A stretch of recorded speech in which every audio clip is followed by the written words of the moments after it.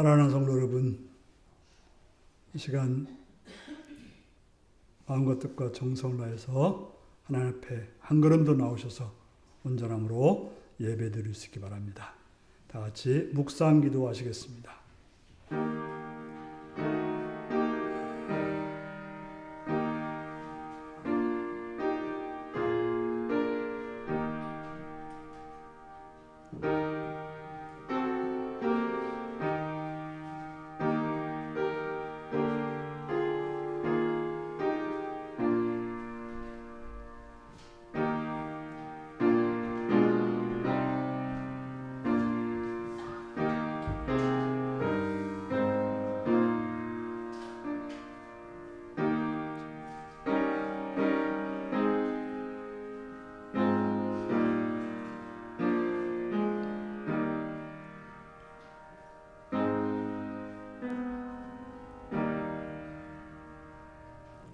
사도신경으로 우리의 신앙을 고백하시겠습니다. 나는 전능하신 아버지 하나님, 천지의 창조주를 믿습니다. 나는 그의 유일하신 아들, 우리 주 예수 그리스도를 믿습니다. 그는 성령으로 잉태되어 동정녀 마리아에게서 나시고 본디오 빌라도에게 고난을 받아 십자가에 못 박혀 죽으시고 장사된 지 사흘 만에 죽은 자 가운데서 다시 살아났으며 하늘에 오르시어 전능하신 아버지 하나님 우편에 앉아 계시다가 거기로부터 살아있는 자와 죽은 자를 심판하러 오십니다. 나는 성령을 믿으며 거룩한 공교회와 성도의 교제와 죄를 용서받는 것과 몸의 부활과 영생을 믿습니다. 아멘. 찬송가 15장을 부르시겠습니다.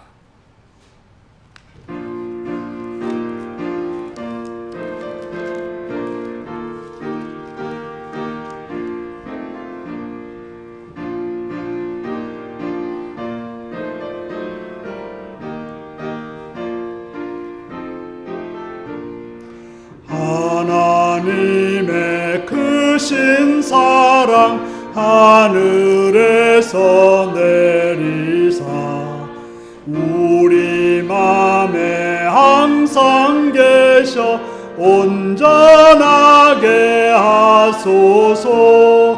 우리 주는 자비하사 사랑 무한하시니 두려워서 떠는 자를 구원하여 주소서. 걱정 근심 많은 자를 성령 감화하시며 복과 은혜 사랑받아 평안하게 하소서. 처음과 끝이 되신 주님 항상 인도하셔서 마귀 유혹 받는 것을 속히 끊게 하소서. 전능하신 아버지여 주의 능력 주시고 우리 맘에 임하셔서 떠나가지 마소서. 주께 영광 항상 돌려 천사처럼 섬기며 주의 사랑 영원토록 찬송하게 하소서.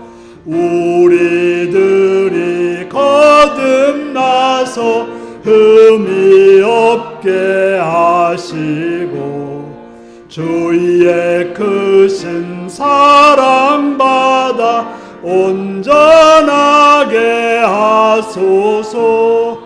영광에서 영광으로 천국까지 이르러 크신 사랑 감격하여 경배하게 하소서.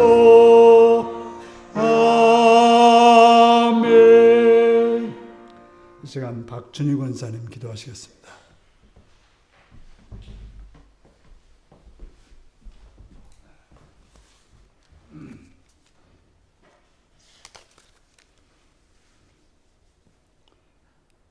주님 감사합니다. 메마른 땅에 이렇게 척촉이 단비를 내려주셔서 정말 감사를 드립니다. 사랑과 은혜가 충만하신 하나님 아버지, 우리 유일교회를 사랑하여 주시고 오늘도 우리에게 예배를 허락하시니 진심으로 감사를 드립니다. 주님, 지난 한 주간도 생각해 보면 아버지의 말씀대로 잘 살지 못함을 고백합니다. 주님, 용서하여 주시옵소서. 오늘은 특별히 어버이날이기도 하지만 어린이날이기도 합니다. 5월은 가정의 달이기도 하지요. 윤리교회 모든 성도님들 가정마다 하나님의 은총이 함께 하시고 은혜와 기쁨과 행복과 사랑이 넘치게 도와주시옵소서. 아버지, 이 나라 이 민족을 사랑하여 주시옵소서. 경제적인 안정과 평화와 사랑이 늘 넘치게 하시며 지도자들이 항상 건강하며 좋은 지혜를 주셔서 바르게 살아갈 수 있도록 주님 인도하여 주시옵소서. 저 북녘 땅에도 그리스도의 사랑이 잘 전달되어서 우리와 함께 잘 소통이 될 수 있도록 주님 도와주세요. 우리 교회 모든 기관마다 하나님의 은혜와 성령의 역사가 있기를 원합니다. 말씀을 전하신 우리 목사님 늘 성령께서 함께 하셔서 우리의 마음을 늘 새롭게 하시며 말씀을 통하여 하나님을 만나고 믿음의 성도들이 하나님의 말씀 안에서 하나 되게 도와주시옵소서. 이 모든 말씀 예수님의 이름으로 감사하며 기도드립니다. 아멘.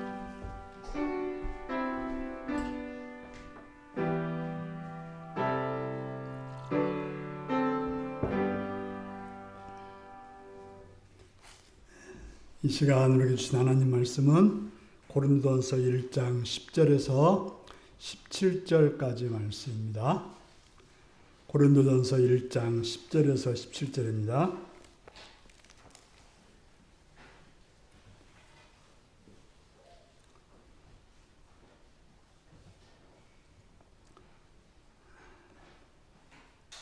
교도하시겠습니다.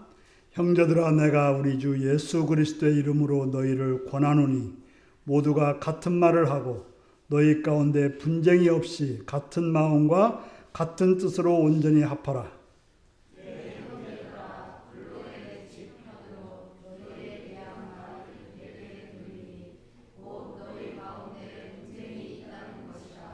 내가 이것을 말하거니와 너희가 각각 이르되 나는 바울에게, 나는 아볼로에게, 나는 게바에게, 나는 그리스도에게 속한 자라고 한다는 것이니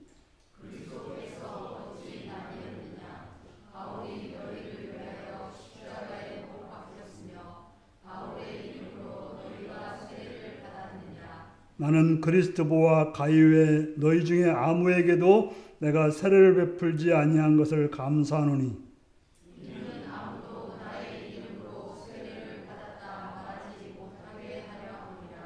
내가 또한 스데바나 집사람에게 세례를 풀었고 그 외에는 다른 누구에게 세례를 풀었는지 알지 못하노라.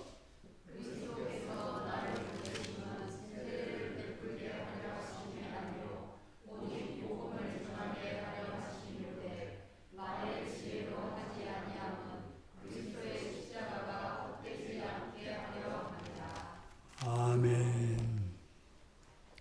어린이를 위한 기도를 드리시겠습니다. 참 좋으신 아버지께 감사와 찬양과 영광을 드립니다. 어린이를 사랑하시며 어린이를 이 땅에 보내서 귀한 선물로 귀한 복의 통로로 허락하여 주신 주께 감사드립니다. 주님, 우리에게 주신 이 어린이들을 하나님 주의 은총 안에서 건강하고 지혜롭고 또 밝고 맑고 선하게 키울 수 있도록 주여 은혜 허락하여 주시옵소서. 특별히 부모들에게 은혜 허락하시옵시며 그들에게 믿음으로 선한 본을 보이며 또 경제적으로 풍성하여서 이들을 잘 양육하며 또 지혜로워서 선하고 아름다운 길을 보여줄 수 있는 귀한 부모들이 되게 하여 주옵소서. 악한 것들이 틈타로 막아주시옵고 선하신 주께서 그들의 길을 인도하여 주시옵소서. 그들이 거하는 학교와 어린이집과 유치원을 붙들어 주시옵시며 그들이 거하는 장소마다 함께하여 주셔서 불의한 것들이 그들을 침범하지 못하도록 막아주시옵고 선하신 주께서 인도하시오며 좋은 선생님들과 좋은 친구들을 만나서 그들의 삶이 깊어지고 넓어지고 높아지고 확장되어지는 귀한 은혜가 있게 하여 주시옵소서. 주를 바라오며 예수님의 이름으로 기도드리옵나이다. 아멘. 다 같이 일어서서 찬송가 559장을 부르시겠습니다.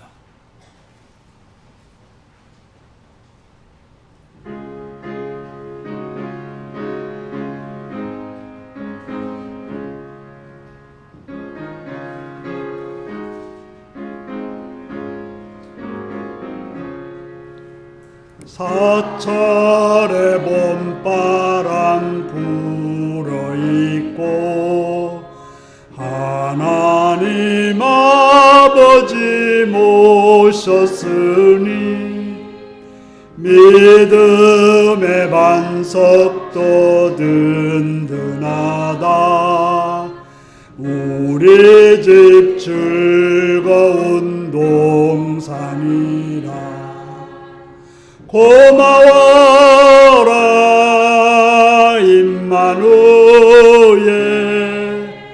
예수만 섬기는 우리 집.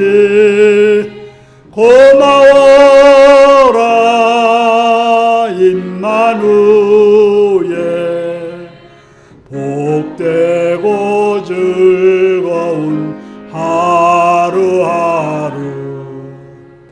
어버이 우리를 고이시고 동리들 사랑에 뭉쳐있고 기쁨과 서름도 같이 하니 한간의 초가도 천국이라. 고마워라 임마누엘. 예수만 섬기는 우리 집. 고마워라 임마누엘. 복되고 즐거운 하루하루.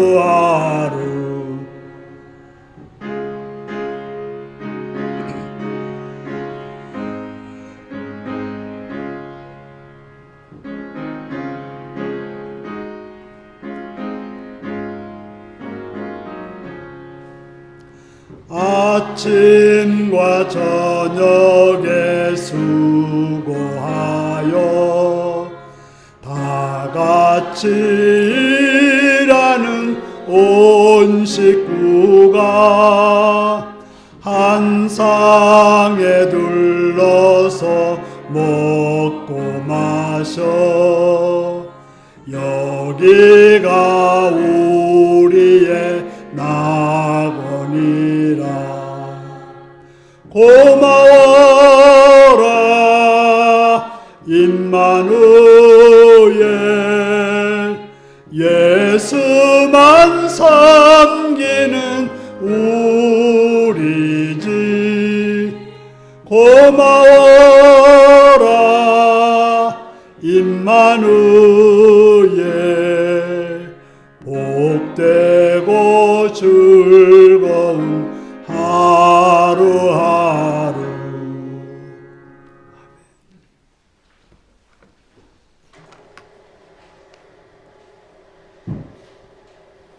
네, 사랑하고 축복합니다.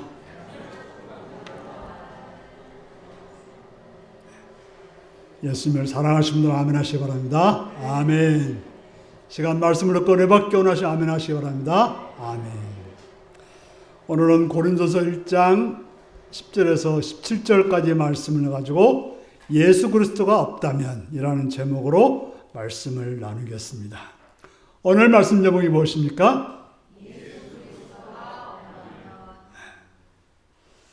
보통 교회를 판단할 때 세력교인이 몇 명이냐 이렇게 묻습니다. 물론 또 어떤 데서는 예산이 얼마냐고 묻기도 하지만 보통 세력교인을 기준으로 합니다. 그리고 교회 성례가 두 가지가 있어요. 혹시 아시는 분 계십니까? 성례가 두 가지가 있어요. 천주교에서는 7가지가 있다고 그래요. 교회, 우리 개신교에서는 두 가지가 있다고 합니다. 하나는 뭔가 하면 세례식이고 하나는 성찬식을 교회에서는 성례라고 가르칩니다. 그래서 여담이지만 결혼식 예배 이렇게 쓰지 못하게 되어 있어요. 우리 통합 측에서는 결혼식 또 무슨 환갑이면 환갑 보통 거기다가 다 쓰잖아요.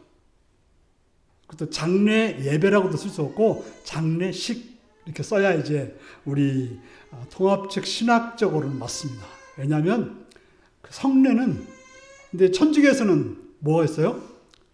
종부성사라고 해서 죽을 때 드리는 예배도 결혼식, 장례식 또 이렇게 해서 7가지가 있는데 다 배울 때마다 잊어버렸습니다. 그래서 교회에서는 세례식을 굉장히 중요시 여깁니다. 성찬식은 말할 것도 없고요. 그래서 특별히 교회 행사 중에서 세례를 몇 명 받았다. 굉장히 큰 일로 칩니다. 특별히 이제 논산훈련소에서 세례를 몇백 명이 받았다. 이러면 신문에 나오고 그렇습니다. 물론 기독교 신문이 나는 거겠지만요. 또 요즘 우리 윤리교회처럼 이렇게 소박한 교회가 있는가 하면 아주 여러분들이 TV에서 보는 대형 교회들이 많습니다. 그래서 화려한 그 찬양 인도 또 여러 가지 퍼포먼스들이 대단해서 마치 무슨 어떤 큰 공연을 보는 것 같은 그런 모습들을 보기도 합니다. 그래서 세례를 많이 받았으면 거기에 복음이 있는갑다.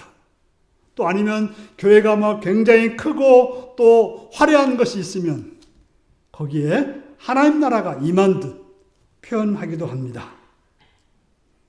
하지만 정말 그럴까요? 오늘 말씀은 내가 권고합니다. 그렇죠? 10절에 보니까 형제들아 내가 우리 주 예수 그리스도의 이름으로 너희를 권하노니 이렇게 시작하고 있어요. 보통 우리가 이제 서신서를 읽어보면 권하는 말은 어디쯤 나와요? 뒤에쯤 나옵니다. 어떤 신학적인 이야기, 논리적인, 교리적인 이야기를 쭉 한 다음에 뒤에 가서 이렇게 살라고 권하는 말이 나오는 것입니다. 그런데 고린도전서의 특징은 뭔가 하면 인사로 이렇게 쭉 이야기하다가 곧바로 내가 권고합니다라고 시작하고 있는 것입니다. 왜냐하면 이 고린도 교회의 문제가 시급하기 때문에 그냥 바로 시작하고 있는 것입니다. 바울이 말하려고 하는 것은 간단합니다. 우리는 어떤 사람입니까? 예수 그리스도에게 같은 신앙을 공유한 사람들이 바로 저와 여러분들이죠. 고린도 교회들도 마찬가지고 모든 교회는 예수 그리스도를 믿는 사람들이 모인 곳이 교회인 것입니다. 그래서 10절에서 3번 반복하는 같은이라는 단어를 사용해서 바울이 말하려는 의도를 보여주고 있습니다. 우리는 같은 마음을 가진 사람들이어야 된다고 하는 것입니다. 한 마음이 되어야 된다고 말하고 있는 것입니다. 바로 우리는 예수 그리스도의 이름으로 모여진 그런 존재들인 것입니다. 바울은 자기가 지금 하는 말은 예수 그리스도의 이름으로 그런 권위를 가지고 지금 말하고 있는 것입니다. 자기 말이 아니라, 지금 이렇게 지금 전하는 말은 자기 말이 아니라고 하는 것입니다. 그리스도는 몇 분일까요? 한 분입니다. 그렇기 때문에 그리스도를 따르는 공동체는 한 분을 믿기 때문에 갈라질 명분이 없다고 하는 것입니다. 그리스도는 각자 취향대로 편리하게 분배할 수 있는 그런 분이 아닙니다. 바울이 지금 문제를 삼고 있고 염려하는 것이 뭡니까? 지금 분열과 분쟁에 관해서 말하고 있는 것입니다. 분열이라고 하는 것은 통으로 짠 옷 같아야 할 공동체가 찢어진 그런 상황을 말하는 것이고, 분쟁은 그런 상황을 일으킨 신자들의 분열적인 태도와 행동을 가리키는 것입니다. 이런 슬픈 소식을 글로의 집안에 속한 사람이 바울에게 알려주었습니다. 바울을 일부러 찾아왔을 수도 있고 어떤 모임에서 만났을 수도 있는 것입니다. 지금 이 글로의 집 사람에게 들었다는 말을 하고 있는 것은 너희가 그 사람을 잘 알고 있을 텐데 그 사람이 지금 정확하게 나에게 전해줬다라고 말하고 있는 것입니다. 그런데 교회의 분쟁과 분열이 어떻게 일어났습니까? 교회를 섬겼던 지도자의 이름을 빙자해서 교회가 분열됐다고 하는 것입니다. 실제로 지도자들이 서로 경쟁한 것은 아닙니다. 그런데 그 지도자들을 배타적으로, 그러니까 그 지도자만을 따르겠다고 하는 어떤 그룹이 형성됨으로 인해서 일어난 것입니다. 바로 자의적으로 나는 누구 편이다라고 하는 그런 이름을 들먹이면서 갈라진 상황이라고 하는 것입니다. 오늘 본문에는 4명의 서로 다른 이름이 등장하고 있습니다. 자, 바울은 누구입니까? 고린도 교회를 개척한 장본인이고, 아볼로는 바울을 이어서 그 교회를 돌보았던 그런 목회자였고, 게바는 우리가 알다시피 누굽니까? 베드로죠. 베드로는 당시 예수님의 수제자라고 해서 상당한 어떤 권위가 있었기 때문에 또 그 게바파도 있었고, 실제로 고린도 교회를 방문했는지 안 방문했는지는 성경에서 나타나지 않았기 때문에 뭐라고 말할 수는 없지만, 그러나 그의 영향력 때문에 라고 말할 수도 있습니다. 그런데 또 재밌는 것은 무슨 파가 있었어요? 그리스도파가 있었던 거예요. 딴 사람 나는 바울파다, 나는 게바파다, 나는 아볼로파다 하니까 나는 그런 사람들 파가 될 수 없어, 나는 그리스도파야 라고 주장하는 사람들이 있었다고 하는 것입니다. 하지만 그러면서도 실제 특정 지도자를 내세웠지만 그들의 형태는 거의 똑같았다고 하는 것입니다. 실제로 이 고린도 교회에 실제적으로 목회하고 관여했던 사람은 바울과 아볼로로 알려지고 있습니다. 바울은 뭐라고 말합니까? 나는 심었고 개척했고 아볼로는 물을 주었던 사람이라고 말하는 것이죠. 바로 교회를 성장시켰던 사람이 바로 아볼로였다고 하는 것입니다. 아마도 대표적으로 이 두 사람을 가지고 교회가 갈랐던 거예요. 처음에 개척했던 그 바울파, 또 아니면 이제 이어졌던 그 아볼로파로 싸웠던 것입니다. 종종 참 교회에 대한 슬픈 소식을 듣는 것은 이런 일입니다. 이제 교회가 이제 어떤 목사님이 은퇴하고 나갔는데 새로운 목사님 왔는데 뭐라고 하는가 하면 나는 아직도 옛날 목사님을 좋아한다 해야죠. 옛날 파들이 있고 새로운 목사님 파가 있는 거예요. 절대 제가 떠나면 그런 일은 없기를 바랍니다. 그것처럼 슬픈 일은 없는 거죠. 바로 이런 식이 되고 지금 바울은 떠나서 지금 다른 곳에 있고 아볼로도 거기에 있었는데 모르지만 아볼로가 있었는데 나는 바울이 최고다.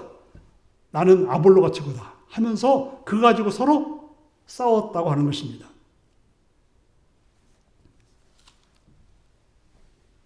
특별히 이제 그 바울은 이 말이 좀 어눌했던 것 같아요. 그런데 아볼로는 또 말을 아주 유창하게 잘하는 그런 아주 웅변가였다고 알려지고 있습니다. 그래서 바울은 좀 더듬거리면서 복음을 전하는 사람이었다면 아볼로는 그냥 유창한 말로 그 앞에서는 그냥 사람들이 껍벅 죽는다 그런 말 있지 않습니까? 그런 식이 됐다는 것이죠. 그래서 자신은 17절에 지혜로운 말로 이루어지지 않았다라고 말하고 있는 것입니다. 실제로 바울과 아볼로가 야, 내 편 하자라고 했던 건 아니라는 것이죠. 두 사람과 관계는 아무런 문제가 없어요. 바울과 아볼로는 문제가 없습니다. 문제는 이들을 받아들이는 신자들의 태도였다고 하는 것입니다. 물론 지도자가 문제인 사람도 있어요. 자꾸 내 편 만들려고 해가지고 편 가르는 사람들도 있습니다. 그러나 오늘 본문 속에 나오는 바울과 아볼로는 그렇지 않았다라고 보여지는 것이죠. 서로 경쟁 구도를 가지고 서로 취향에 따라서 갈라지는 형태를 보였습니다. 교회는 하나님이 자신을 나타내는 구체적인 계시의 통로입니다. 바로 교회는 하나님이 어떤 분인가를 보여주는 곳이 바로 교회라는 것입니다. 그래서 하나님이 나타나는 곳, 하나님의 성전, 또 그리스도가 자신을 드러내는 그의 몸으로 그리스도의 자신으로 그리스도의 몸이라고 교회를 표현하고 있는 것입니다. 이 말은 무슨 말입니까? 어떠한 상황이든지 교회는 오직 예수 그리스도를 섬겨야 되는 그런 상황이라고 하는 것입니다. 그렇기 때문에 온 교회가 같은 말을 해야 되고 같은 뜻을 가지고 같은 마음으로 하나님의 말씀으로 채워져 가야 이게 바른 교회가 되는 것입니다. 그런데 한 분인 우리 주 예수 그리스도의 이름을 부른다면서 실제로 어떤 지도자가 좋다고 하면서 그 지도자를 내세우면서 갈등한다고 하는 것은 앞뒤가 안 맞는, 예수 그리스도를 섬긴다는 말과 갈등한다는 말은 말이 되지 않는 그런 상황이라고 하는 것입니다. 바로 제대로 교회의 기능이 발휘되지 못하고 있는 것입니다.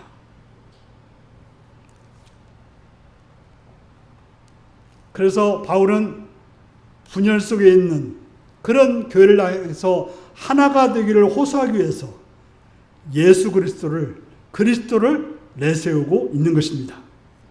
그래서 편지의 시작부터 의도적으로 그리스도의 이름을 반복해온 바울은 이제 그리스도에 대한 섬김과 분열이 공존할 수 없는 그 이유를 논증하고 있습니다.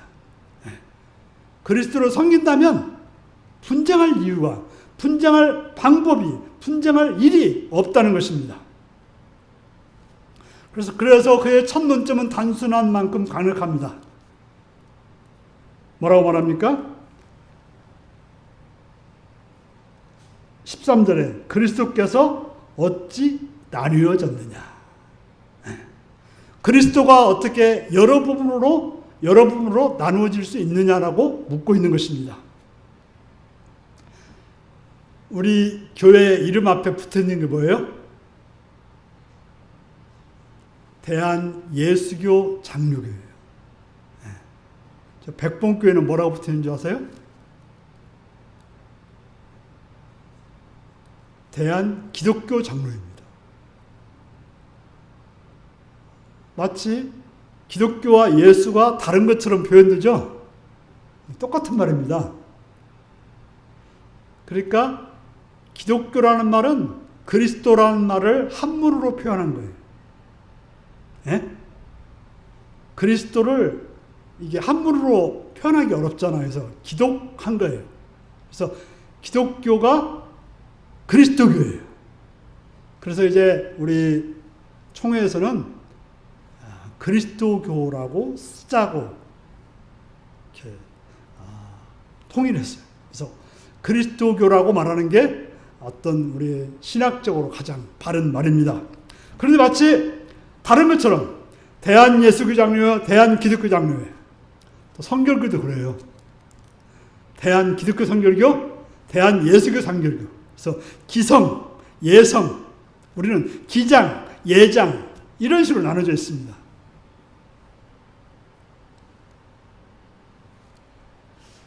어떻게 그리스도가 이렇게 나눠질 수 있을까요? 하지만 예수 그리스도는 절대로 그런 식으로 나누어질 수 있는 분, 원하는 대로 나누어서 제각각이 제 몫을 챙기는 그런 분이 아니라고 하는 것입니다. 한 번 예수 그리스도를 믿었다면 절대로 분열될 수 없다고 하는 것입니다. 이것이 바로 바울의 논점입니다. 고린도 교회 성도들이 파당을 이룬 모습은 주님이신 그리스도를 고백하는 그들의 신앙과는 근본적으로 모순된다는 거예요. 지금 파당을 이뤘다고 하는 것은 예수 그리스도를 섬기는 것이 아니라고 말하고 있는 거예요. 같은 이름을 걸고 서로 경쟁하고 갈라질 수 있는 그런 그리스도는 없다고 하는 것입니다. 그리스도를 섬긴다면 그 그리스도 안에서 갈라질 이유가 없다고 하는 것입니다. 바로 교회 내에 파당이 존재한다는 사실 자체는 그리스도를 향한 그들의 신앙에 근본적으로 문제가 있다는 것을 말하고 있습니다. 그들이 왜 나눠졌을까요?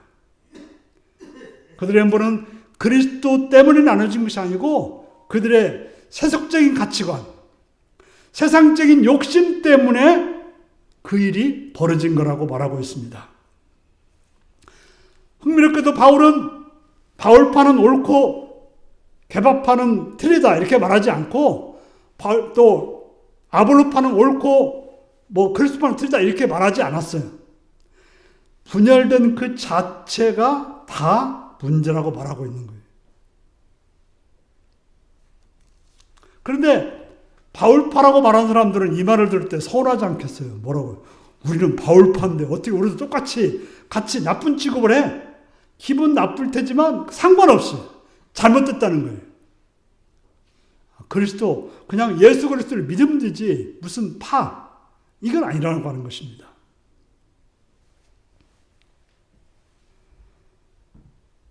바울을 형성하며 경쟁하는 사람들은 대개 자신의 그런 행보가 신앙을 나쁘게 표현하는 것이 아니라 오히려 내가 신앙을 잘 지키기 위해서, 바르게 지키기 위해서 불가피한 선택이라고 말합니다.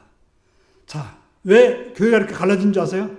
무슨 장로교니 이런 식으로 왜 갈라졌어요? 장로교, 성결교, 감리교 왜 갈라졌어요? 이유는 다 대단해요. 다들 예수님 더 잘 믿겠다고 갈라진 거예요. 하지만 그것은 다 무조건 잘못된 행동이라고 하는 거예요. 이거에 대해서 우리는 회개를 하고 잘못됐다고 인정해야 되는 것입니다. 인간적으로 친밀한 것도 중요하지만 가장 중요한 건 뭐예요? 복음의 진리가 중요하기 때문에 그렇습니다. 여기서도 그들이 왜 이렇게 나눠졌는지 구체적으로 나와 있지 않지만 그러나 그들은 나름대로 내가 바울을 따라야 신앙이 좋고 아니면 지혜로운 아볼로를 따라야 바른 신앙이다 라고 말하는 그런 이유를 가지고 갈라졌을 것입니다. 그렇기 때문에 대개 파벌 있는 교회를 보면 저 사람들은 신앙이 없고 자기들은 신앙이 좋다라고 생각하고 있다고 하는 것입니다.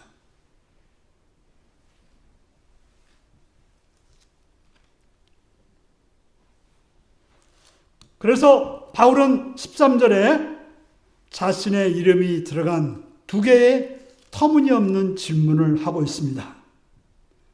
말도 안 되는 질문이죠.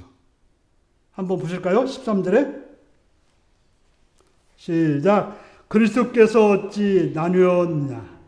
바울이 너희를 위하여 십자가에 못 박혔으며 바울의 이름으로 너희가 세례를 받았느냐? 뭐라고 그래요? 바울이 너희를 위해서 십자가에 못 박혔느냐? 바울의 이름으로 세례를 받느냐? 말도 안 되는 질문을 하는 것입니다. 두말할 거 없이 고린도 교회를 위해서, 교인들을 위해서 죽으신 분은 누구십니까? 예수님이고, 그들이 누구의 이름으로 세례를 받습니까? 예수님의 이름으로 세례를 받는 것입니다.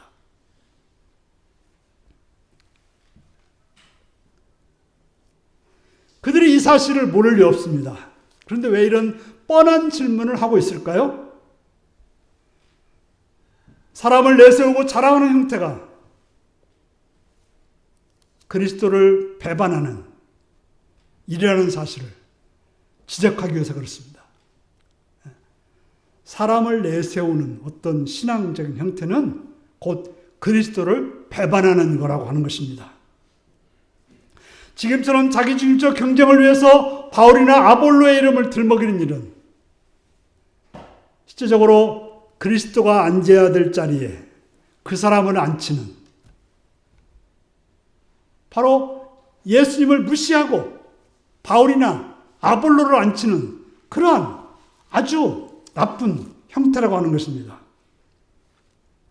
그들을 위해 십자가에 달리신 그리스도가 한 분이듯 우리 모두 한 성령을 통해서 그리스도 안에서, 그리스도 한 몸 안에서 세례를 받았습니다. 한 분이 주님이 계시듯 하나의 믿음이 있고 하나의 세례가 있을 뿐인 것입니다. 우리가 바른 기초가 있어야 좋은 건물이 올라가는 거예요. 바른 기초가 없다면 그 건물은 멋지게 올라간다 해도 무너질 수밖에 없는 것입니다. 바로 우리가 그리스도를 어떤 방식으로 믿는가에 따라서 우리의 신앙은 바르게 설 수도 있고 그렇지 않을 수도 있는 것입니다. 슬프게도 지금의 분열과 경쟁은 그리스도라는 기초와 어울리지 않습니다. 그들은 십자가에 달리신 그리스도의 이름을 부르기는 합니다. 하지만 자기 만족적 경쟁과 분열 형태는 그 입술의 고백을 공허하게 만듭니다. 바로 그들이 예수 그리스도가 나의 주라고 고백을 했지만, 그러나 그들이 아볼로파니 바울파니 하는 식으로 나누어져서 행동하는 것은 신앙적 위선을 말하고 있는 것입니다. 특별히 특정 지도자를 빙자하며 갈등하는 태도는 세례에 대한 과장된 신념에 얽혀 있습니다. 우리는 세례를 받고 신자가 됩니다. 세례받을 때 가장 중요한 것은 복음에 대해서 우리는 제시를 받습니다. 그리고 모두 예수 그리스도의 이름으로 세례를 받는 것입니다. 그렇기 때문에 누구일지라도, 누구에게 세례를 받았다 하더라도, 쉽게 말하면 10,000교회 목사님한테 세례를 받았든지 10명이 모인 교회 목사한테 세례 받았든지 그것이 중요한 것이 아니고 예수 그리스도의 이름으로 세례를 받았다는 이 사실이 중요하다고 하는 것입니다. 그런데 지금 고린도 교회는 뭐가 중요한 거예요? 예수 그리스도의 이름으로 세례 받은 것보다는 바울에게 세례 받았다, 아볼로에게 세례 받았다, 게바에게 세례 받았다, 이것을 내세우고, 그러니까 내가 더 낫다, 내가 더 훌륭하다, 내가 더 잘났다, 이런 식으로 싸웠던 것입니다.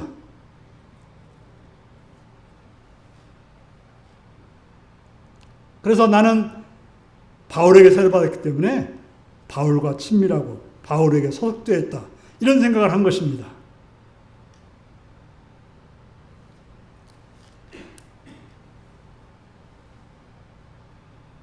바울이 그래서 뭐라고 그래요? 내가 너희들에게 세례를 준 사람이 몇몇 사람이 있긴 하지만 내 이름으로 세례를 받는 것이 아니라고 말하는 것입니다. 세례란 한 분 그리스도 안으로 들어가는 것이며 그분과 하나 되는 의식이 바로 세례예요. 세례받는 것은 내가 죽고 내 안에서 예수 그리스도가 살아나는 것. 이것을 바로 세례라고 말하고 있는 것입니다. 세례를 받을 때 모든 신자는 다 같은 자리에 곧 한 분 그리스도 안에 서 있게 되는 것이지 그 세례를 준 사람은 의미가 없다고 하는 것입니다.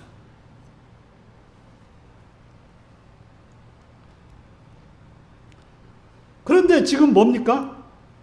그 세례를 주인 되신 예수님은 빼놓고 그런 의식을 치룬 사람에게 집착하는 것.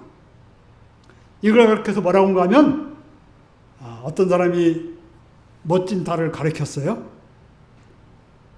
달이 참으로 멋지십니다. 그런데 사람이 뭐라는 거예요? 와, 그 손가락이 아주 멋지고 끝내주네요. 이렇게 말하면 됩니까? 이건 지금 달을 보라고 했는데 달을 가리키는 손가락을 가지고 칭송한다면 말이 안 되는 이야기라고 하는 것이죠.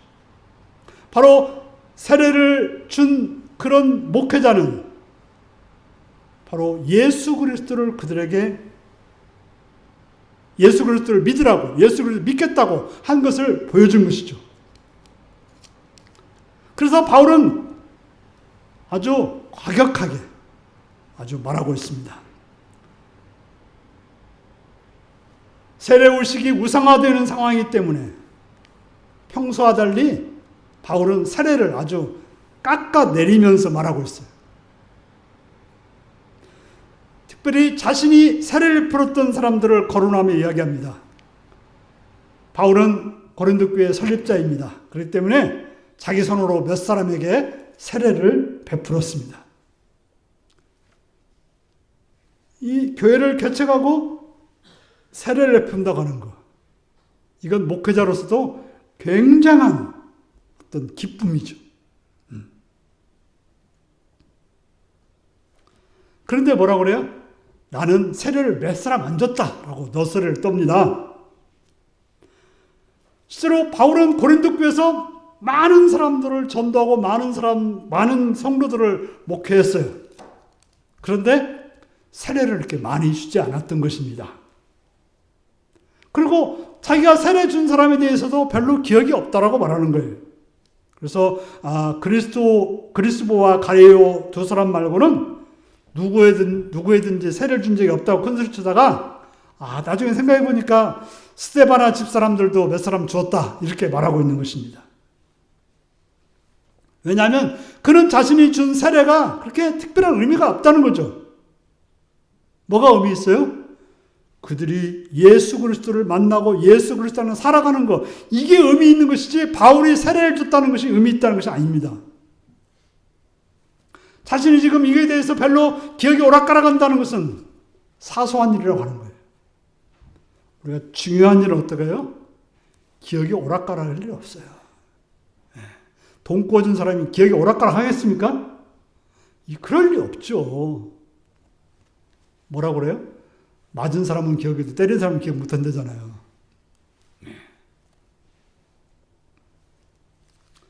한마디로 세례는 그리스도 예수의 사도인 바울 선교에서 별로 중요하게 생각하지 않고 있습니다. 세례에 집착하는 신자들의 형태에 대한 이보다 더 큰 신랄한 풍자는 없을 거예요. 그들은 세례를 누구한테 받았다는 것 때문에 굉장히 지금 어떻게 보면 편이 갈라졌는데 바울은 뭐라고 그래요? 나 세례 몇 사람 줬는데 그거 뭐 기억도 안 나고 별거 없어. 이런 식으로 말하고 있는 것입니다.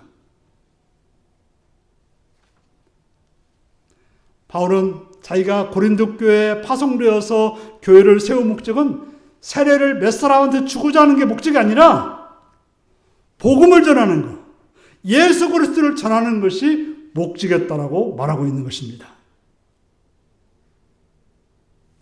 그래서 바울은 세례가 절대적이다 이렇게 말하고 있는 게 아니에요.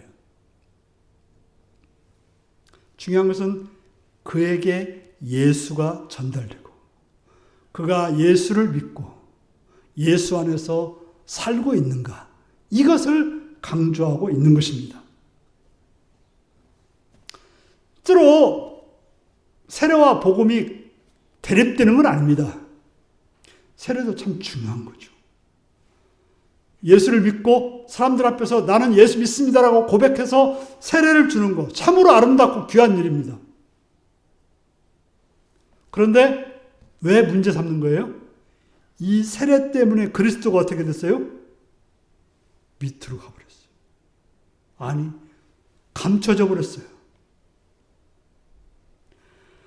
바로 세례는 그리스도와 사귀게 만드는 건데 지금 문제는 뭐예요? 세례를 통해서 그리스도와 사귀는 게 아니라 그 목회자와 성도들이 사귀는, 성도들과 밀착되는 그런 문제를 일으켰기 때문에 지금 이렇게 말하고 있는 것입니다. 그리고 또 바울 사도는 지혜로운 말에 대해서 또 말하고 있습니다. 그리스도의 십자가와 지혜로운 말 사이를 대조하고 있습니다. 세례에서 지혜로 지금 넘어가고 있는 거죠. 하지만 바울의 생각이 복음의 절대적 중요성을 중심으로 돌아간다는 사실을 이해하면 이러한 흐름은 쉽게 이해할 수 있습니다. 지금 복음 자체에 대해서 집중하는 것을 방해하는 것이 세례였다고 말하다가 또 한 가지 있는데 바로 지혜로운 말이라고 하는 거예요.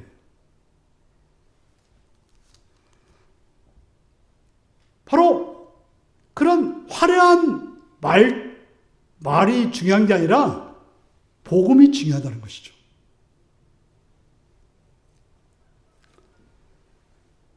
고린도에서 복음을 전할 때 바울은 세례에 별 관심 없었습니다.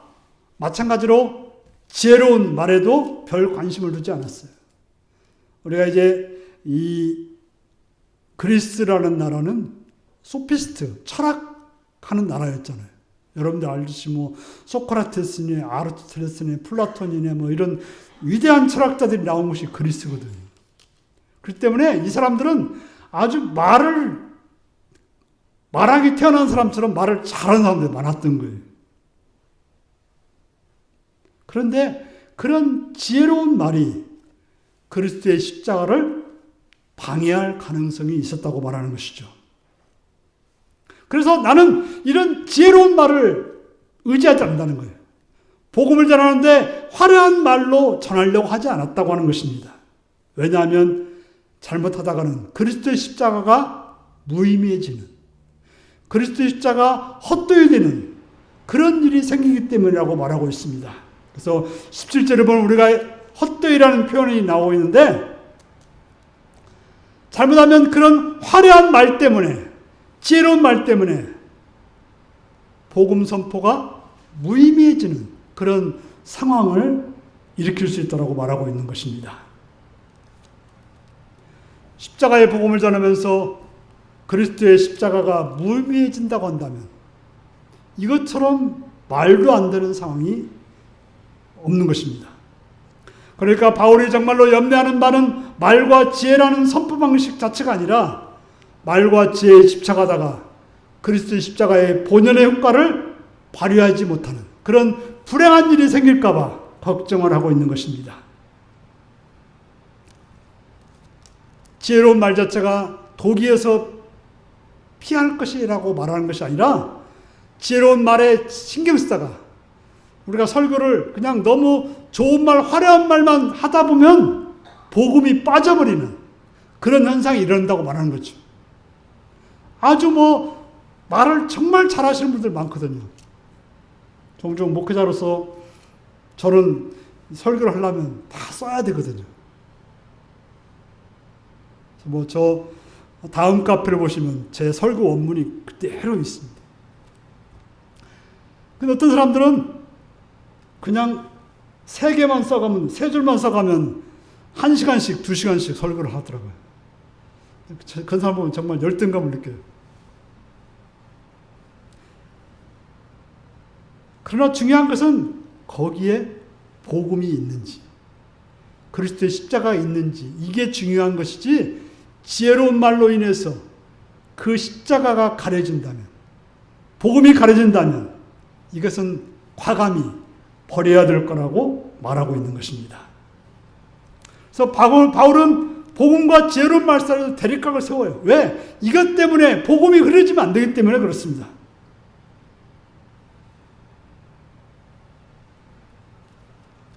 바로 그들은 화려한 말에 사람들은 현혹이 돼요.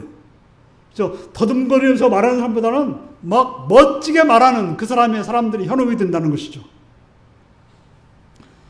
이런 말을 하기는 좀 싫지만은 저 서울에 있는 정강훈이라는 사람한테 갔다 온 사람들의 이야기를 들으면 너무나 말을 잘한대요. 목사가 돼가지고 그런 말 하는데 그냥 정말 한대 때려주시더라고요. 말 잘한다고 거기서 그걸 좋다고 말한다고 하는 건 정말 말이 아닌 거죠.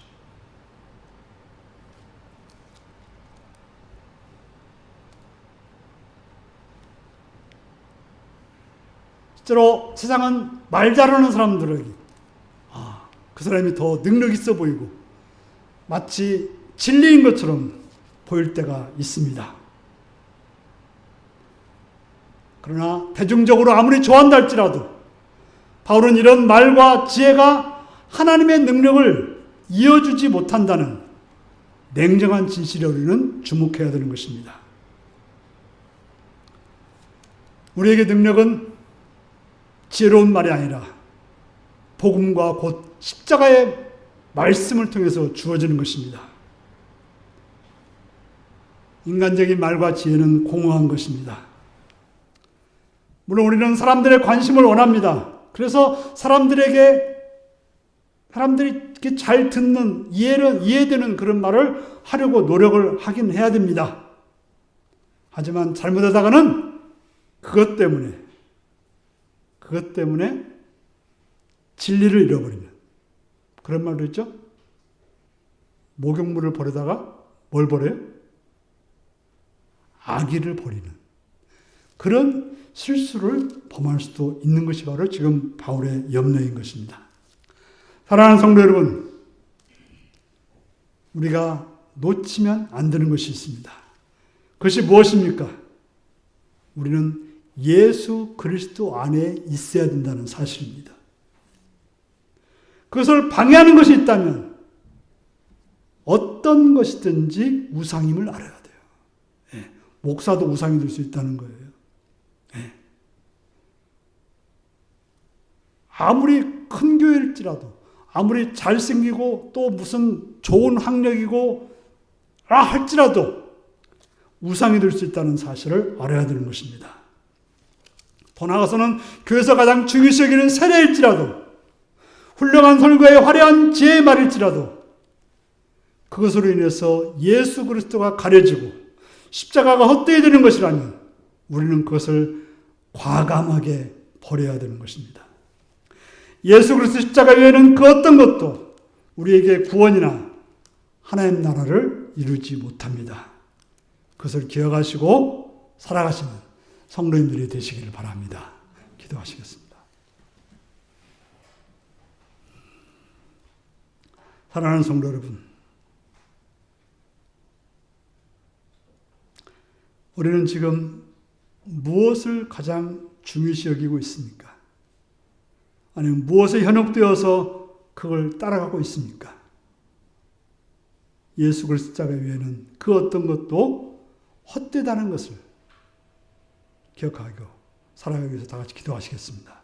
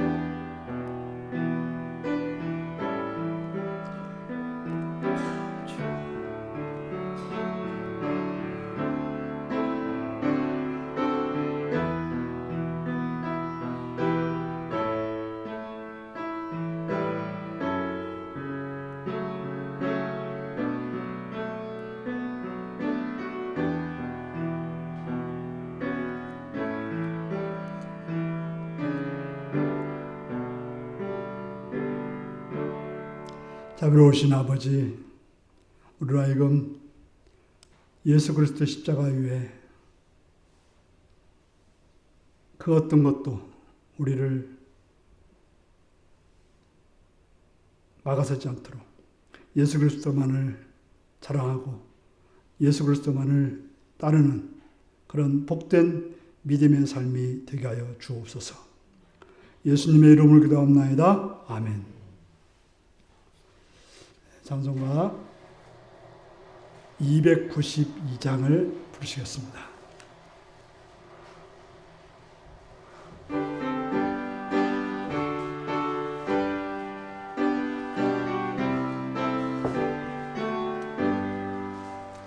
주 없이 살 수 없네 죄인의 구주여 그 귀한 보배 피로 날 구속하소서 구주의 사랑으로 흘리신 보혈이 내 소망 나의 위로 내 영광 됩니다. 주 없이 살 수 없네 나 혼자 못 서리 힘없고 부족하며 지혜도 없도다 내 주는 나의 생명 또 나의 힘이라 주님을 의지하여 지혜를 얻으리 주 없이 살 수 없네 내 주는 하신 내 영의 깊은 간구 마음의 소원을 주밖에 나의 마음 네 알아주리요 내 마음 위로하사 평온케 하시네 주 없이 살 수 없네 세월이 흐르고 이 깊은 고독 속에 내 생명 끝나도 사나운 풍랑일 때 날 지켜주시니 내 곁에 계신 주님 늘 힘이 됩니다. 아멘.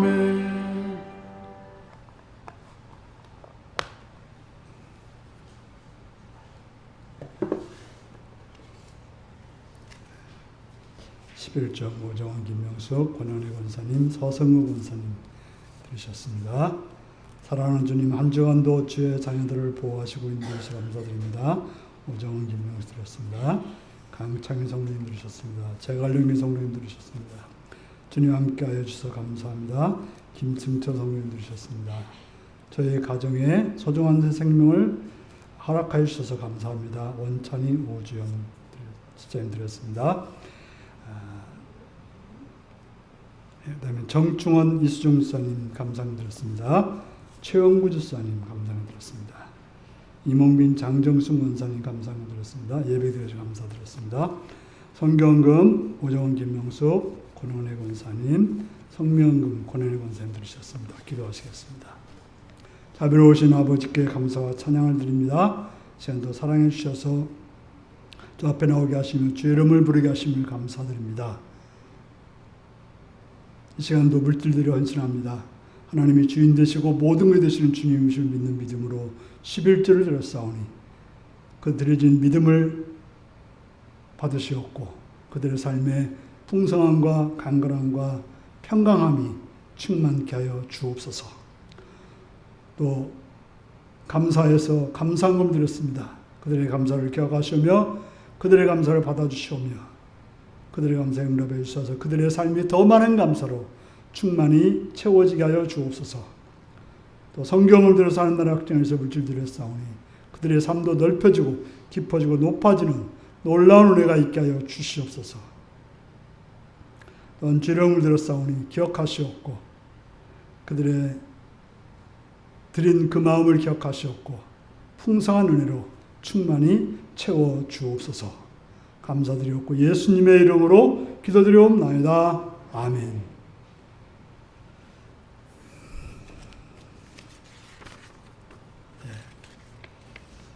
오늘 어린이 주일입니다. 첫 번째 주일은 어린이 주일이고요. 다음 주가 어버이 주일이 되겠습니다. 오늘 차양 예배는 야유로 되겠습니다. 그래서 식사하시고 우리 김성학 지사님, 원찬인 지사님, 변승기 지사님이 아주 날 새면서 준비를 했고 여러 가지 또 푸짐한 상품도 준비가 됐다고 합니다. 그러니까 날이 좋지 않아도 날이 좋아도 다 할 수 있도록 준비가 되어 있으니까 염려하지 마시고 하시기 바라고 또 우리 기쁜 소식은 우리 원찬희 집사님 가정에 우리 아이가 임신했다고 하는 사실입니다. 기도해 주시기 바랍니다. 그래서 잘 자라도록 우리 또 이렇게 우리 시골 교회에 끊이지 않고 아기가 생긴다고 하는 게 참으로 기쁜 일입니다. 아마도 내년도 생길 것이고요. 또 생길 것입니다. 우리 지금 우리 김슬기 그 뒤에도 우리 박명원 형님도 있고 와 있습니다. 이제 있으니까 계속 기대감 가지고 기도해 주시기 바랍니다. 이제 다 같이 일어서서 635장을 부르시겠습니다.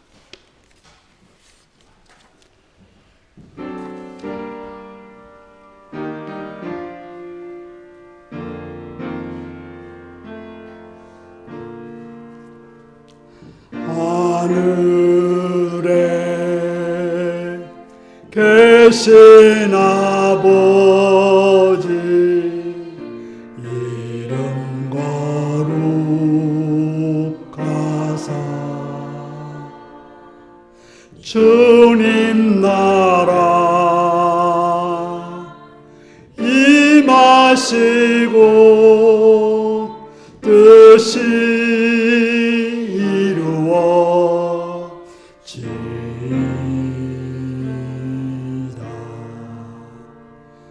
일용할 양식 주시고 우리들의 큰 죄 다 용서하옵시고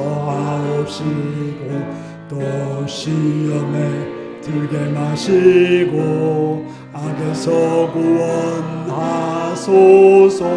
대개 주의 나라 주의 권세 주의 영광 영원히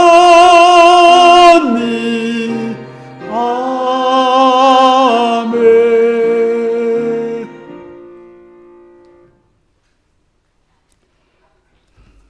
사랑하는 성도 여러분, 그 어떤 것일지라도 아무리 중요하고 또 화려한 것일지라도 예수 그리스도의 십자가를 가리는 것이면 그것은 버려야 될 것임을 기억하시고 오직 예수 그리스도 십자가를 믿고 살아가는 복된 성도님들이 되시기 바랍니다. 지금은 주 예수 그리스도의 은혜와 하나님 아버지의 극진하신 사랑과 성령의 감동하시고 감화하시고 함께 하심이 오직 예수 그리스도의 십자가만을 믿고 따르기로 결단하는 성도들과 그 가정 위에 지금부터 영원토록 함께하옵기를 축원하옵나이다. 아멘.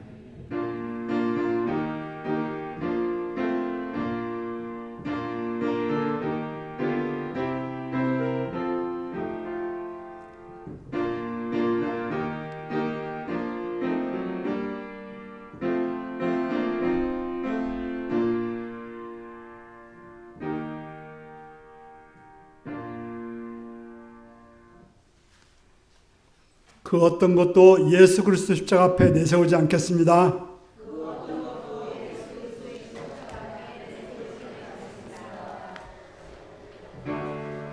네, 식사가 준비되어 있습니다. 식사가 준비되어 있습니다.